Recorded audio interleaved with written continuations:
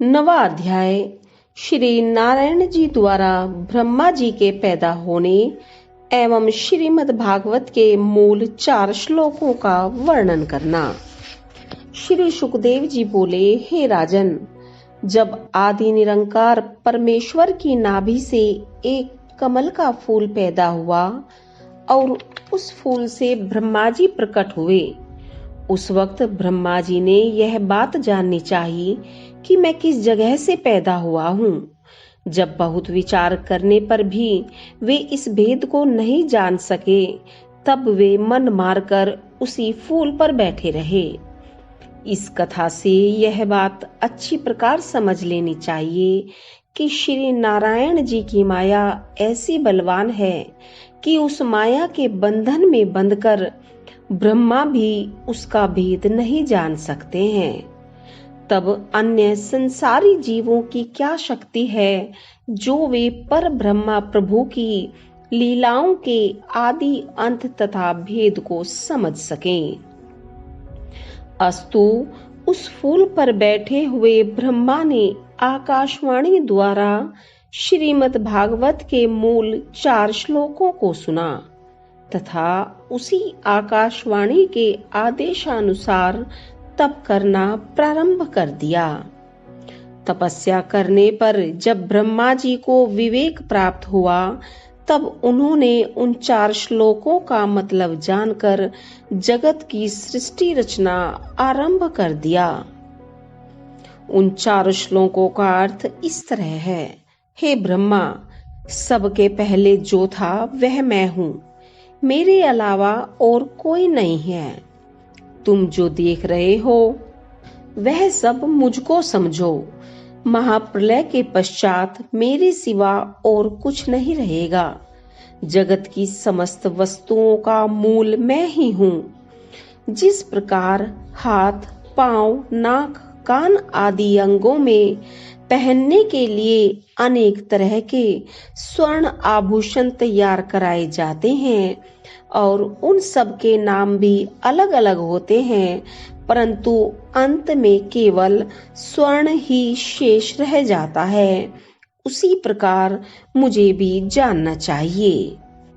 मैं अकेला हूँ, परंतु जब मैं अभिलाषा करता हूँ, तब जगत में विविध रूप धारण करके अपने विभिन्न नाम प्रकट करता हूँ।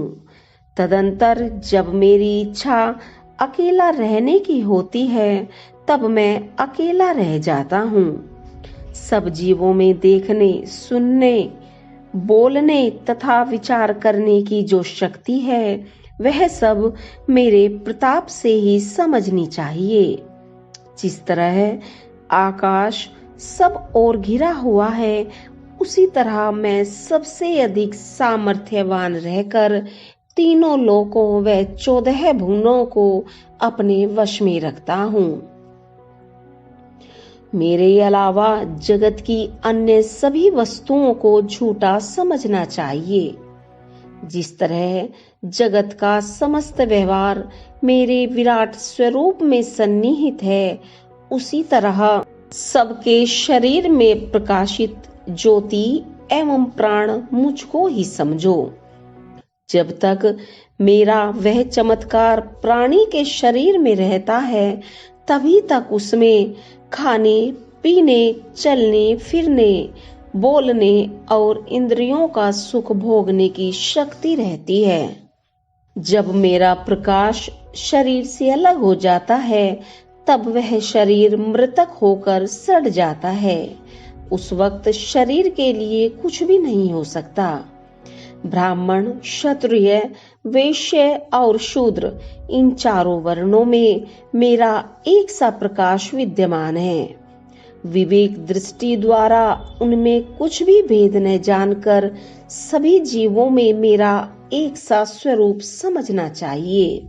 जिस तरह सूर्य का प्रकाश चांदी, सोने, मिट्टी एवं लोहे आदि के बर्तनों में एक जैसा पड़ता है, उसी तरह सब जीवों में एक सा प्रकाश समझना चाहिए। जिस प्रकार एक ही धागे में स्वर्ण, चांदी, पीतल और काठ के अन्य रंग के अनेक दानों को पिरोने से माला बन जाती है, उसी प्रकार सब जीव रूपी दानों को अपने में पिरोने वाला धागा मुझको ही समझो।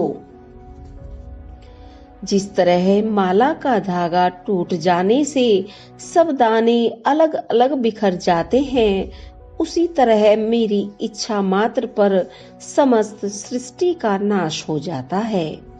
अतः ब्रह्मा, तुम इसी प्रकार मुझे सब जगह प्रकट जानकर जगत की रचना करो।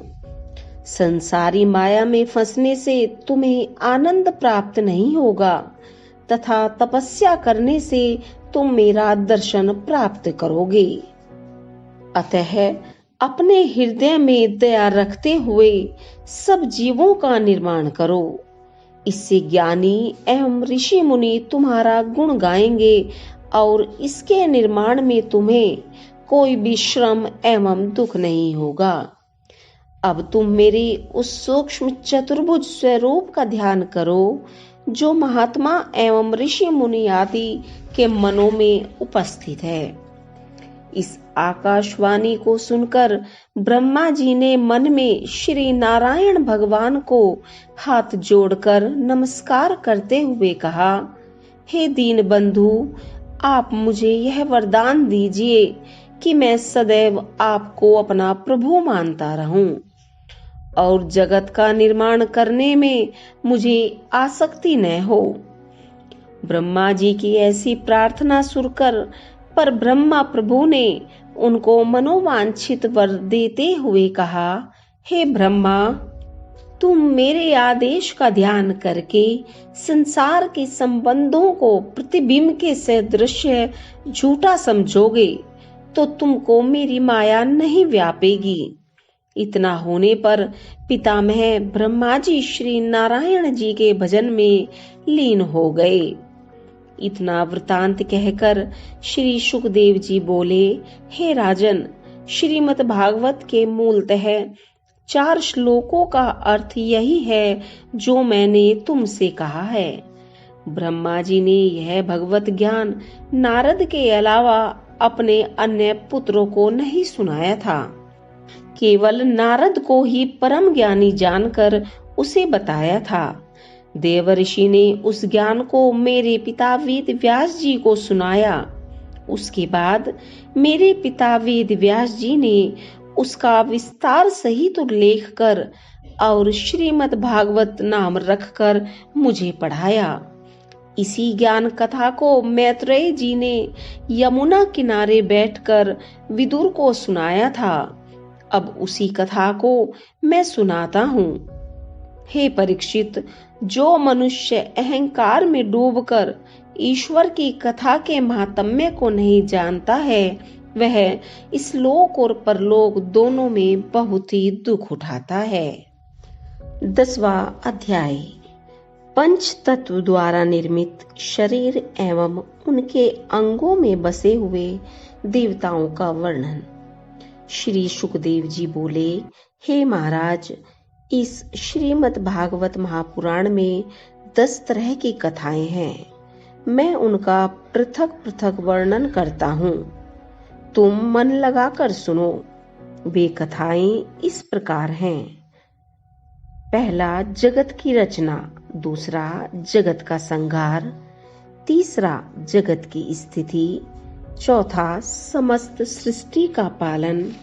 पांचवा, आदि पुरुष के चरित्र। छठा, मनवत्रों का वृतांत। सातवां, हरि कथा। आठवां, वैराग्य। नौवां, भक्ति। और 10वां, श्री नारायण समस्त प्राणियों के ईश्वर हैं, इसका वृतांत। हे राजन, 10वीं कथा को समझने के हेतु ही अन्य 9 कथाएं हैं। शेषनाग की शैया पर शयन करने वाले ज्योति स्वरूप श्री नारायण जी ने जब यह विचार किया कि हम अपने अनेक स्वरूप धारण करें, तब उन्होंने अपनी माया को यह आदेश दिया कि तू संसार के विस्तार का कोई उपाय कर।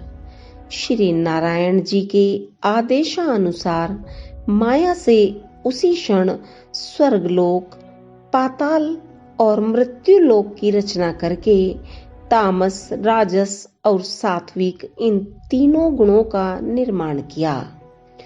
तामस से अभिमान, राजस से हाथ, पैर, वाणी, लिंग, गुदा और 5 कामेंद्रियां एवं सात्विक से नेत्र, कान, जीवा, नासिका, त्वचा तथा 5 ज्ञानेंद्रियां उत्पन्न हुई।